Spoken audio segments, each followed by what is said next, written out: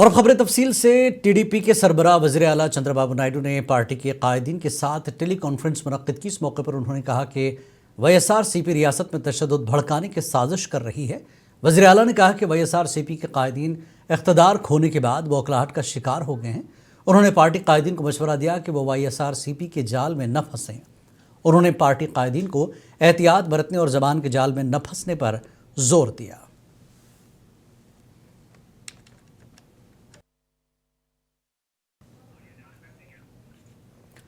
तमिलनाडु के वज़ीर आला एम.के. स्टालिन ने आलमी सयाहती समिट 2026 में शिरकत की। वज़ीर आला ने कहा कि तमिलनाडु कुदरती हुस्न, सकाफती विरसा और जदीद इंफ्रास्ट्रक्चर की वजह से सयाहत के लिए एक मिसाली रियासत बन चुका है। इस समिट में सयाहत के माहिरीन, सरमायाकार और हुकूमत के नुमाइंदे और साबिक क्रिकेटर आर अश्विन और दीगर ने शिरकत की। इस मौके पर तमिलनाडु को आलमी सयाहती मरकज़ के तौर पर फ़रोग़ देने पर जोर दिया गया। इस तकरीब से आर अश्विन ने भी खिताब किया।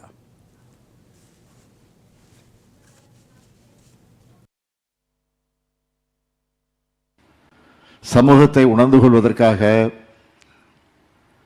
நாடுகளை பிடிப்பதற்காகன்னு மனிதர்களுடைய எல்லா பயணங்களும்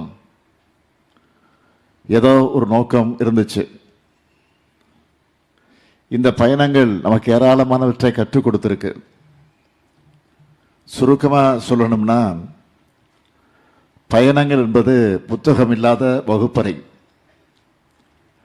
அப்படிப்பட்ட பயணங்களை ஊக்குவிக்க, சுற்றுலா பயணிகளுடைய அனுபவங்களை மேம்படுத்த இந்த உலகளாவிய சுற்றுலாவுக்கென உச்சி மாநாடு நிச்சயம் துணை புரியும் என நான் நம்புகிறேன். I always thought Tamil Nadu started at Madras and ended in Chennai because this is where I belonged. This is where I played my cricket from. This is where I studied. I just loved this state to bits. But I thought it ended with the city of Chennai and Madras early on. But truly, my experience of having explored Tamil Nadu, which isn't a due justice that Chennai or Madras gives, it's a beautiful city, make no mistake of that. But when I went on to represent my team, Dindigul Dragons, in the TNPL over the last decade, I've truly learned what Tamil Nadu is. I keep on asking this question: so much untapped beauty, such hardworking, lovely people. Why isn't this place being taken to the world? I want to congratulate everybody in the Tamil Nadu Tourism Department and the wonderful officers sitting on dais today for this great initiative in taking Tamil Nadu to the world. I can go on, and there was a list given about some places, but the fabulous places in Dindigul, that is where I hail from. So I start there, and when I saw an investment coming through there for a luxury hotel, it put a smile on my face. The foothills of Kodaikanal, Theni, I can keep going on, Coimbatore, just for the way the people are and the development that happens in these places makes my heart swell in pride that I belong to this state. Kerala BJP के सदर राजीव चंद्रशेखर ने कहा कि मरकजी budget में केरला के लोगों के लिए कई मौके हैं। उन्होंने कहा कि बजट पर कांग्रेस और बाएं-बाजू जमातों के कायदीन पर गलत बयानात दे रहे हैं। उन्होंने कांग्रेस और बाएं-बाजू जमातों के कायदीन पर आवाम को गुमराह करने का इल्ज़ाम लगाया। Friends in the media, I would request you not to get drawn into this type of a misinformation campaign by the left and the Congress. This budget is the 12th budget in a series of budgets by Prime Minister Narendra Modi ji that has completely transformed India's economy. Please don't forget, and certainly people have not forgotten, that in 2014, after 10 years of Congress government, India was a fragile 5 economy. Today we are the fastest growing economy. We are the fourth largest economy, poised to become the third largest economy in the world. This did not happen by fluke. This happened because of decisive, systematic policy making, corruption-free governance, responsive governance, and most importantly, a politics of performance. During the Congress government, in 10 years in Congress, please remember there were 3 years of those 10 years. There was a Congress government in Kerala, There were 8 ministers from Kerala in the Congress government in the center. What did they do for Kerala? Look, we don't believe in budgets for the sake of budgets. We don't believe in saying things in the budgets and creating a hype around the budget. We believe in doing things and working for the people. Friends in the Kerala की वज़ीर सेहत Veena George ने कहा कि मरकजी budget में केरला को नज़रअंदाज किया गया। उन्होंने कहा कि एम्स का वादा पूरा नहीं किया गया। रियासती बीजेपी सदर का ये दावा कि ज़मीन अलॉट नहीं की गई है, यह बयान सरासर झूठ है। उन्होंने केरला के साथ नाइंसाफ़ी करने का मरकजी हुकूमत पर इल्ज़ाम लगाया। Kerala has been constantly neglected in the central budget. This year we were expecting aims to be declared in the central budget, but it's quite unfortunate that we didn't get aims. And yesterday I heard the state president of BJP talking to the media, and he was telling that we didn't acquire the land, so that's the problem. That is totally wrong.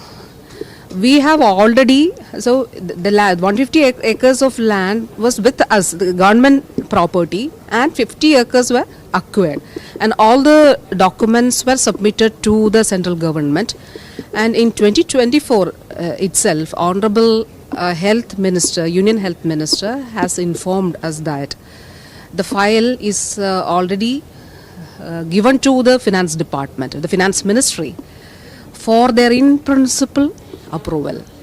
And it was clearly mentioned in that letter that in the next declaration, Kerala will be getting aims. Now, 2025, again the Finance Minister, she presented the budget in the Parliament. In 2026 also, yesterday. But we didn't get aims. Why?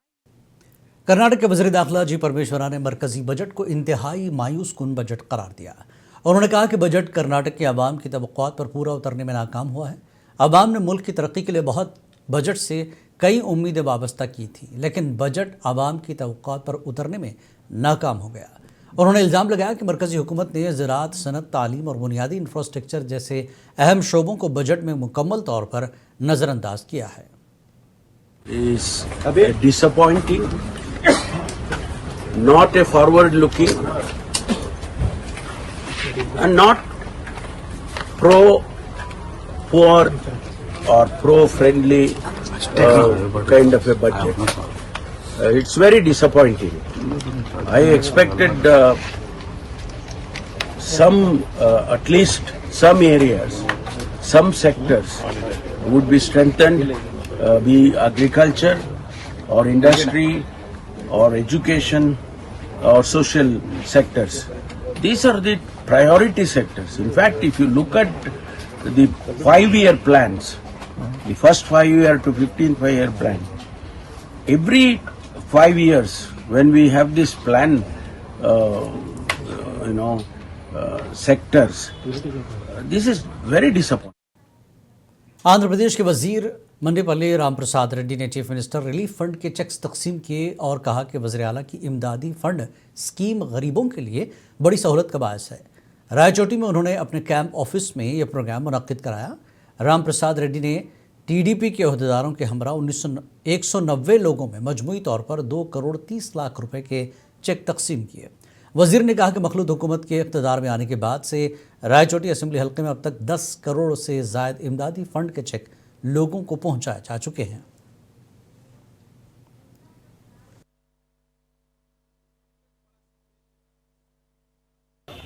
ఈరోజు సుమారుగా 190 మంది అంటే ఈ ప్రభుత్వం ఏర్పాటైన తర్వాత రాష్ట్ర చరిత్రలోనే ఒకటే రోజు 2,13,00,000 ఇవ్వడం మన నాయకుడి నియోజకవర్గానికి చెల్లింది। ఎందుకంటే రాష్ట్ర వ్యాప్తంగా ఎందరో మంత్రులు ఉన్నారు, ఎమ్మెల్యేలు ఉన్నారు, ఏ నియోజకవర్గంలో ఇచ్చినా కూడా ఒకసారి వస్తే 60 లక్షలు, 50 లక్షలు, 70 ఎక్కువ అంటే 95 లక్షలు రావడం జరిగింది।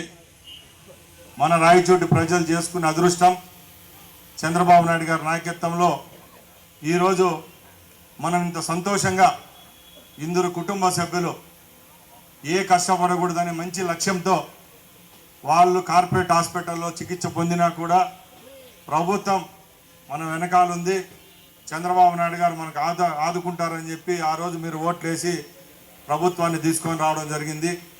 ఆ కృతజ్ఞతతోనే ఇలాంటి మంచి పనులు జరుగుతూ ఉన్నాయి. ఇప్పటికే మనం ఈ 18 నెలల్లో సుమారుగా 10 కోట్ల రూపాయలు ఇవ్వడం జరిగింది. ఈరోజు 190 మందికి 2,13,00,000 రూపాయలు ఒకేసారి ఇస్తున్నాం. ఇదంతా చంద్రబాబు నాయుడు గారికే దక్కింది.